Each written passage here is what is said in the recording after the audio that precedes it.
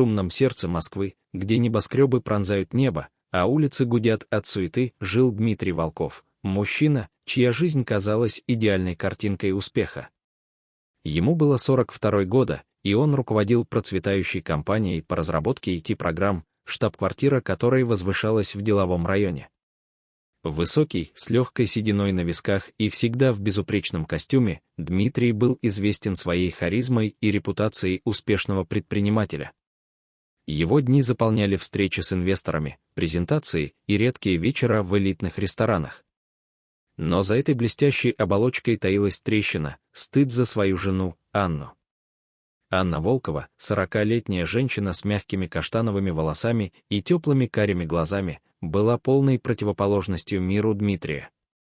Они встретились 15 лет назад в небольшом городке, где она работала учительницей начальных классов, а он приехал на деловую встречу. Их любовь зародилась в тихих прогулках по лесу и долгих беседах у камина. Анна переехала в Москву после свадьбы, оставив карьеру ради семьи. У них родились двое детей, 14-летний сын Миша, увлеченный футболом, и 9-летняя дочь Катя, обожающая рисовать. Анна посвятила себя дому, готовила ароматные пироги, водила детей в школу и создавала уют, который был для нее настоящим счастьем. Но ее простота, джинсы, отсутствие макияжа, разговоры о школьных проблемах стало для Дмитрия источником смущения. В мире, где жены коллег блистали в дизайнерских нарядах и обсуждали модные тренды, Анна казалась ему неподходящей. Почему она не может быть как все? Думал он, глядя на фото друзей с их изысканными супругами. Этот стыд рос, пока не достиг пика перед корпоративным балом. Бал компании был главным событием года, звезды, политики, журналисты, награда «Инноватор года» для Дмитрия. Он решил, что не может привести Анну.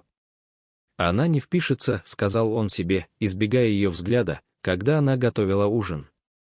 Вместо жены он пригласил свою секретаршу, Юлию. 28-летнюю блондинку с идеальной фигурой и профессиональной уверенностью.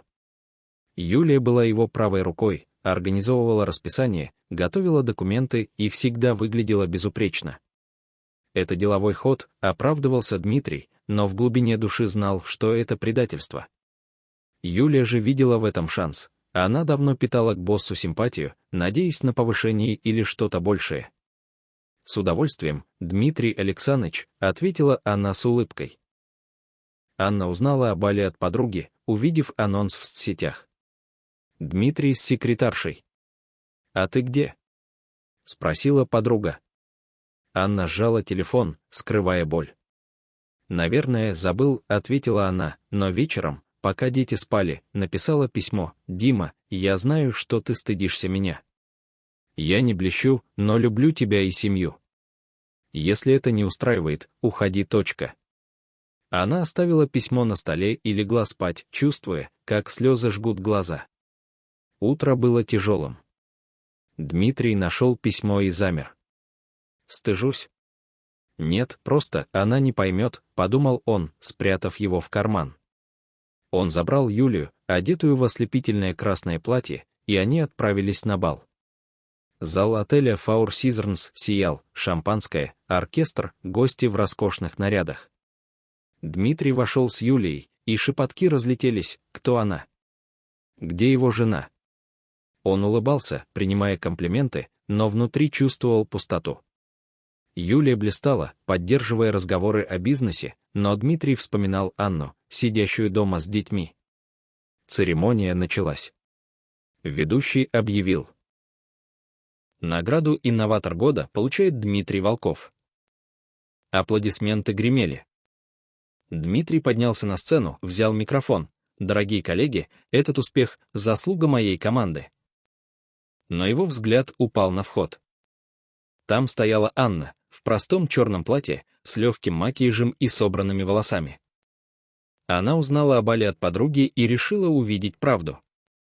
Дмитрий замер. Зал ждал продолжения. Юлия побледнела, понимая, что происходит.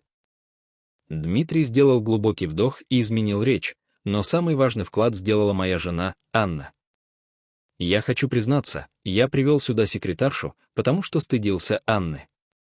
Она не носит бренды, не ходит в салоны, но она — моя опора.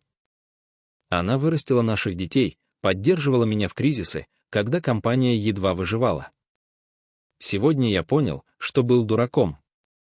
Зал ахнул. Камеры защелкали.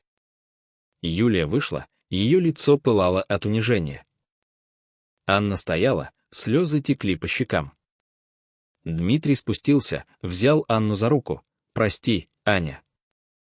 Ты — моя настоящая награда». Он повел ее на сцену. Познакомьтесь с Анной Волковой, женщиной, которая сделала меня тем, кто я есть. Аплодисменты были искренними. Гости подходили, хвалили Анну. Вы настоящая. Один партнер шепнул: «Ты счастливчик». Дома Анна молчала, пока Дмитрий не взял ее за руку. Я был идиотом. Стыдился не тебя, а себя, что не ценил тебя. Прости, дочь. Анна улыбнулась сквозь слезы. Я всегда верила в тебя. Но теперь верь в нас. Они говорили всю ночь, вспоминая прошлое, первые свидания, рождение детей, трудности. Анна призналась: я чувствовала себя недостаточной. Дмитрий обнял ее. Ты лучшая. С того дня все изменилось. Дмитрий стал чаще бывать дома, водил Мишу на тренировки, читал Кате сказки. Он отказался от лишних вечеринок, сосредоточившись на семье. Анна, вдохновленная, открыла ателье, шья простые, но красивые платья для обычных женщин. Ее бизнес пошел в гору, и она стала популярной в соцсетях как дизайнер для души. Дмитрий поддерживал ее, инвестируя в проект. Их история разлетелась по СМИ. Бизнесмен защитил жену. Они стали примером. Прошел год. Компания Дмитрия выросла, запустив программу помощи семьям сотрудников. Анна стала его партнером, предлагая идеи. Дети гордились. Миша выиграл матч, Катя выставила рисунки. На годовщину бала Дмитрий устроил ужин на крыше. «Ты — моя награда», — сказал он, целуя Анну. Она улыбнулась. «А ты — мой герой».